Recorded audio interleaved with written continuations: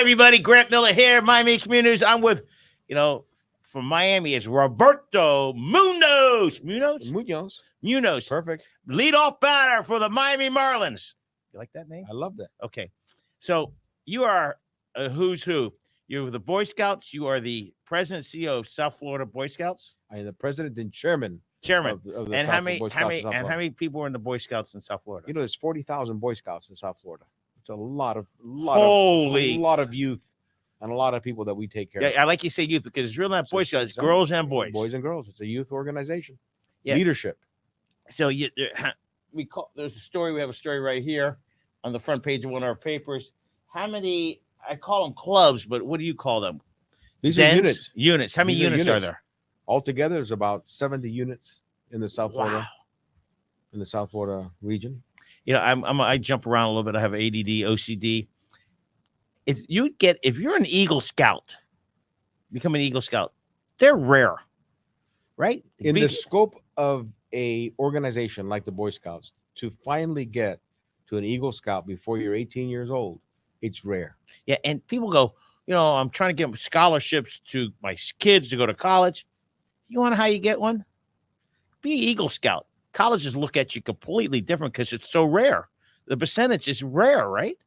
It's just a ethic. What we build is leadership and work ethic. Were you a Boy Scout? I was a Boy Scout in Hong Kong, where I grew up. From 9 to almost 16, I was a Boys Brigade, the English equivalent. But we'll get to back where you got to Hong Kong. Yes, sir. Okay, so you were born where? I was born in Panama. Panama.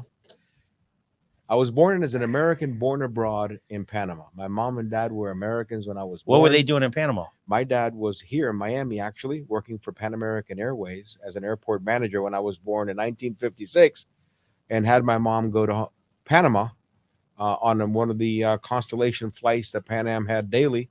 Even back then, Miami was a daily flight to Latin America. And I was born in Panama because my mom's family was from there originally. Right. But when I was born, she was already an American, which means my mom and dad were both American. And how long was your family in Panama? My mom grew up in Panama. But wait, how long did you live there? I lived 6 months. 6 months. So her family helped the first 6 months. Totally. They were totally supportive. My dad visited back and forth. He was still the airport manager here. The support unit was in Panama. So therefore, I went to Panama. And your dad back then was working 60, 70 hours, I'm sure. Back in those days, and smoking 2 or 3 packs of cigarettes a day as well. So they go together back in those days. Right. Okay. So elementary school, where'd you go? In Miami. I went to Springview Elementary. Where's that? That's in Miami Springs. Who's your favorite teacher? Miss Miller. Okay. And then you went to Hong Kong for a couple of years. Went to Hong Kong for a couple of years. What language did you learn there? I learned both French and Cantonese. The Cantonese is like Mandarin, but Cantonese is the real language. Well, I'll tell you where I lived. I lived in Ko Lokai Sapi Ho Kau Lun Tong. That's right down the street from Hialeah. You could get there very quickly, but taxi would always know where to go once you told them that. Okay, so your father was there, moved there for a job. Moved there for a job for 5 years. He worked there for Pan American Airways in charge of the Pacific, specifically under the U.S. defense contract for the Vietnam War. So my mom ended up working for General Westmoreland. And, wow. And both were NATO commanders under the Geneva Convention in case China ever came over the border, which Mao Zedong threatened to do a few times. And my mom said to me, holistically, you will be protected under the Geneva Convention. And therefore, we have all the rights associated with it. And how old were you then? I was 9 years old. And I asked my mom, what does that mean? She goes, don't worry, you'll be protected. By the time I was 14, I told Mom, we're not going to be protected. We're all going to go to jail somewhere. And she's laughed.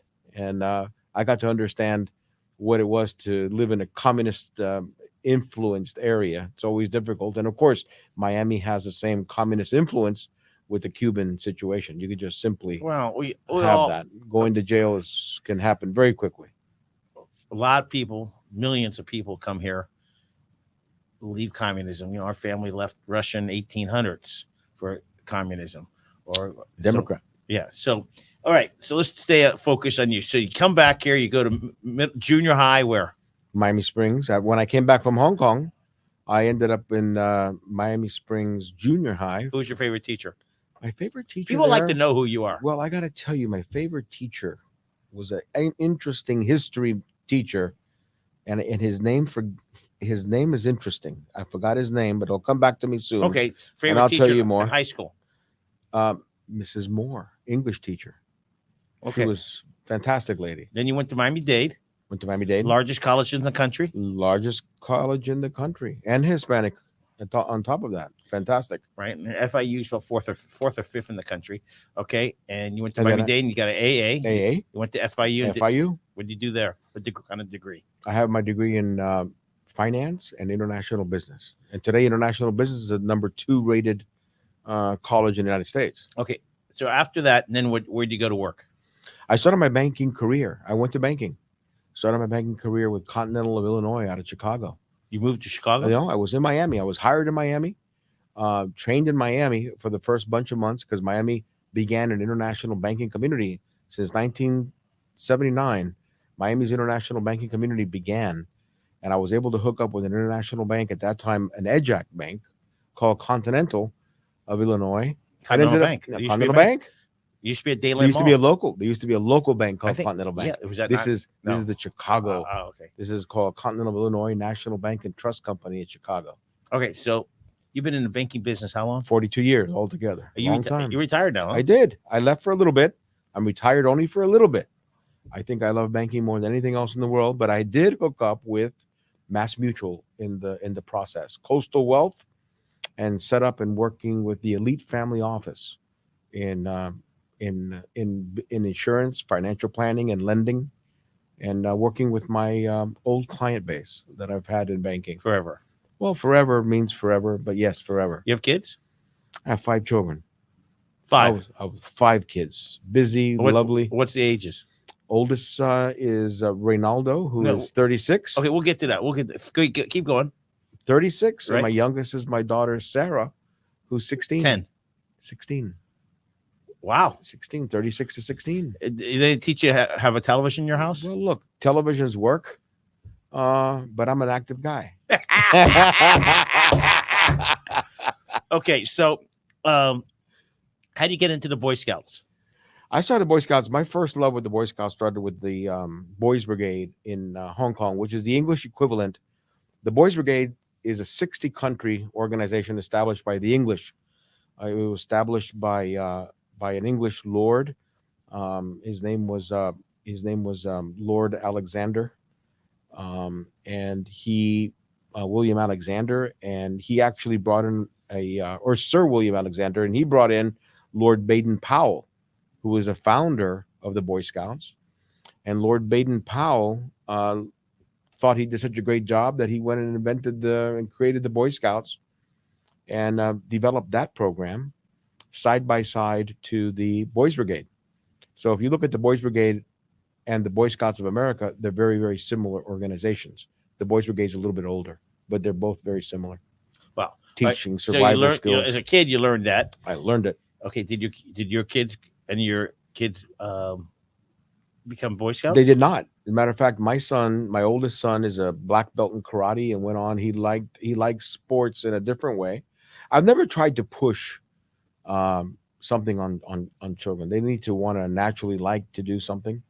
And so I did not push the Boy Scout program on my children necessarily. It's a very dedicated and very disciplined position.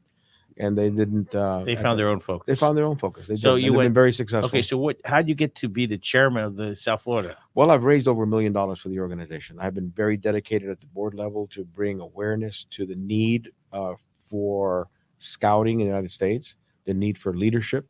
A lot of the families that we deal with today are single family, single household organizations that don't have a role model to deal with. And the Boy Scouts provides a tremendous, not only leadership program in what they teach you, but also keeps children focused in family, a family-based environment, and with lots of great role models that they follow.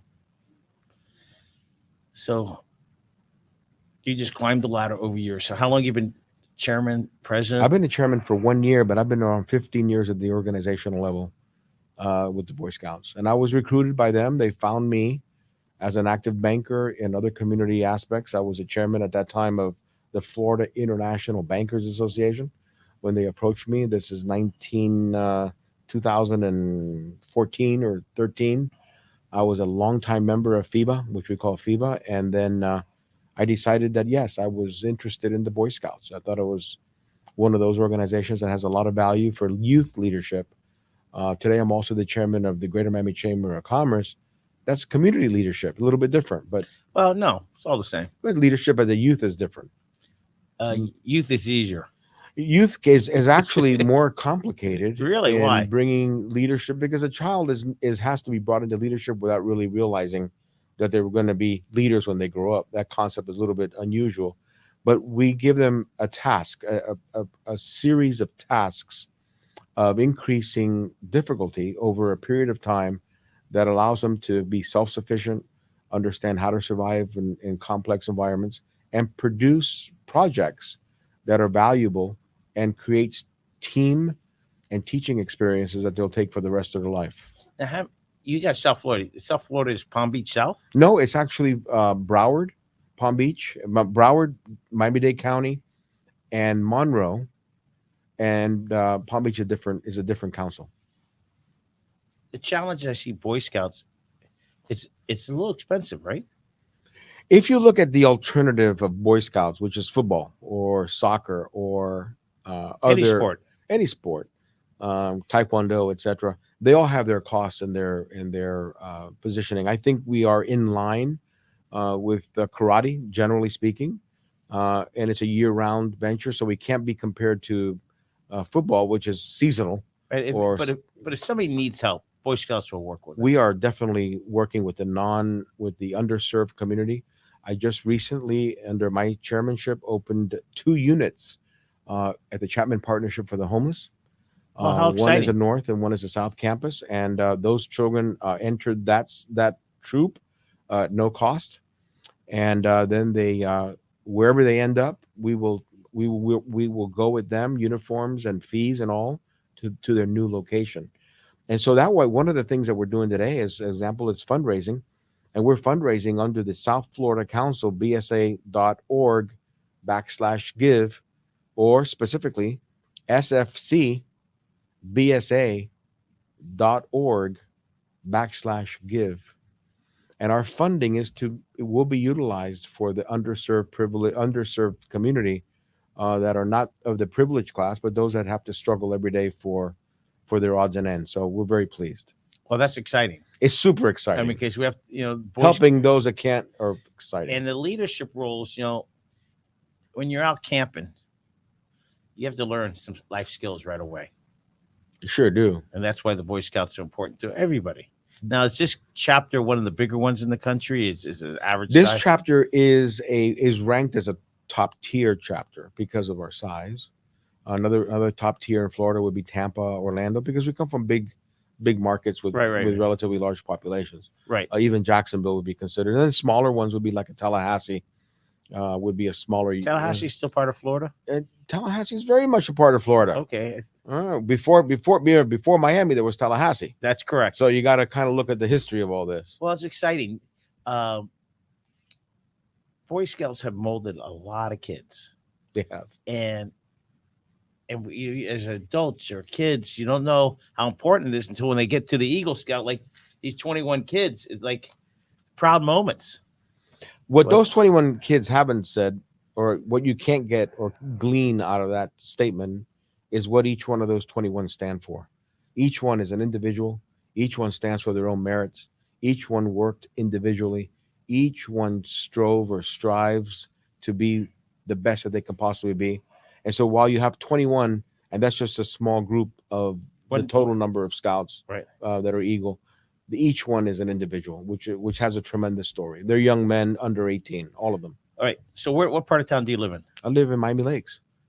Miami Lakes. You got a big bond issue coming up. Yeah, Miami Lakes is a great city. Great. They got a bond issue about the park, Optimus Park. Well, I think that park's going to be one of the top parks in Miami-Dade County. Absolutely. I spoke to Mayor Sid. He teaches a class, public speaking. I went to his class, spoke to him. Good. Miami Lakes is really rocking and rolling. It's a great town. Yeah. And by the way, the barbecue place, Love it. No, it's called Sabata. It's on the west side of the Palmetto, owned by Isaac McKinsey and Mel Rodriguez. It's in the shopping center, not where the Mayor's Cafe is. The next shopping over. Go to. I'll get you the address. Okay. Isaiah Sounds good. McKenzie is a pro football player. Oh, okay. So, all right, let's talk about you now. Now, you became the chairman of Greater Miami Chamber. I became the chairman of the Greater Miami Chamber of Commerce in July of this year. And of course, the Greater Miami Chamber of Commerce, a few things about it. First, the Greater Miami Chamber of Commerce, it's the voice of business for South Florida and has been for well over 100 years. It was established in 1907 officially. Before the city, right? But no, the city is 1898. Okay. 1896. All right, Actually, it's a I think the couple city years is 1896. We were actually established as the Board of Trade in 1898, the time of the Spanish-American War. And the Board of Trade was actually established originally to build the Port of Miami. And today we have the Port of Miami sitting in the middle of Miami, Right. which is a very rare thing. You don't normally have ports away from the city, but not in the heart of the city. And the second thing was at that time, was the Dinner Key Auditorium, which is where Pan American landed its Clipper Right. floating airplanes. And then they moved the entire facility over to the Pan American Field, which today is Miami International Airport or Wilcox Field. And but it was I love the originally for history Pan Am. of my But airport. Most there's people don't know. No, and it was far away. You had to go over a dirt road and you had to get there. And today it's in the middle of town, Of the which airport. is the airport, which And is another and then rarity. and then your dad went to Bryson's after work. My dad will go to Bryson's after work. I didn't ask him where he went after work. He didn't seem like he went to Bryson's. He'd come right home, from what as far as I'm okay, concerned. sure. Bryson's been around, I don't know, 30s. It's 30s have been a long time around. Yeah. So, all right. So the Greater Miami Chamber, this is great history. You really should talk about this more. It's really interesting. I didn't know that. Okay, so continue. It about is. So Miami, so the voice of business. And what does that really mean? It means that the Greater Miami Chamber of Commerce has taken on issues for Miami, for When you say Miami, you mean Miami. the greater area of Miami, right? have for over 100 years. Issues related to traffic. If you look at our reports, our minutes of in the 1960s, our biggest discussion in 1960 was, man, what terrible traffic we have. Transportation is a problem, and we've done everything that we can to build and put highways and buses and trams and different vehicles, including the Metro Rail and the Tri Rail. And guess what? A big issue is transportation. By people, I try to tell people it's not a traffic issue; it's a transportation issue. It's transportation. And in the glory days, as you remember, the train used to go down US 1. It did. Then some brain guy says, let's remove the trains. And now, guess what? We need the trains. It was a movement in America as a whole to remove the trolleys and trains from downtown areas. Right. And that was a kind of movement. Right. Because the cars were the advent of a new form of transportation that everybody fell in love with and it was very affordable. A car at the household income that was built in the 60s, 70s, and 80s, the cars were relatively cheap. All right, and gas was cheap. So trustees meet a couple times a month, different groups. Committees. We have committees. We're run by committees. It's a committee-based organization. But so not only do we have transportation as one of our great committees, we also have workforce housing. We also have workforce training and development. We have healthcare, because these are all segments of the population. We have logistics, which is international. We have banking. Committees. These are full committees. You don't have to be on the committee. You can still come and listen. You come and listen. You can sit down and listen to a discussion on committee experts on specific items that will fully inform you as to what's going on. And today, Miami is going through a huge transition, which is new members are coming to this city. Those that are requiring and looking for information, the Greater Miami Chamber of Commerce is a great place for that, because information is being disseminated through our teams of individuals that are volunteers like myself that know the market issues as a whole. They work with the government, they work in private sector, and they're up to date as to what's happening, including the traffic lights that will be smart traffic lights that the mayor is putting through. Mayor of Miami-Dade County, right. Mayor Cavalabin, Daniela, she is working diligently on issues related to workforce housing, diligently on issues related to transportation and through smart lighting. And I think Miami is moving definitely to be a smart city, the designation of a smart city where data in the aspect of data is able to be gleaned by your telephone to letting you understand if the Jackson emergency room can see you within 15 minutes. Just basically everything off the grid on your phone to create a smart city. Miami's on its way for that. Very exciting. Very exciting. So the chamber meets. We have a trustee meeting that The next meets one's every 2 months. We have a Every 2 board months? meeting every Which- 2 months. oh, A so we- trustee. Ah, The trustee meeting meets monthly, and the sorry about that. It was and the other every 2 months.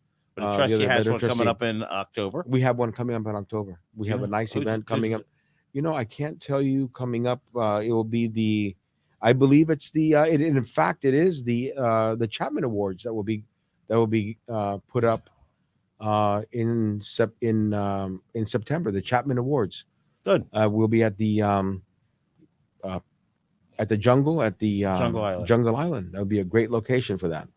All right, so Boy Scouts. It's really not Boy Scouts now. It's really called Scouts, even though we call it Boy Scouts. Girls are allowed in, Girls are allowed in. and I think it's brilliant because then they don't have to separate their families. It has been forever that a father with his son or a mother with his son in one organization, and then a father or a mother with a daughter in another organization, they both now come to one organization. It's great, and they're having a great time, and they basically have the same programming.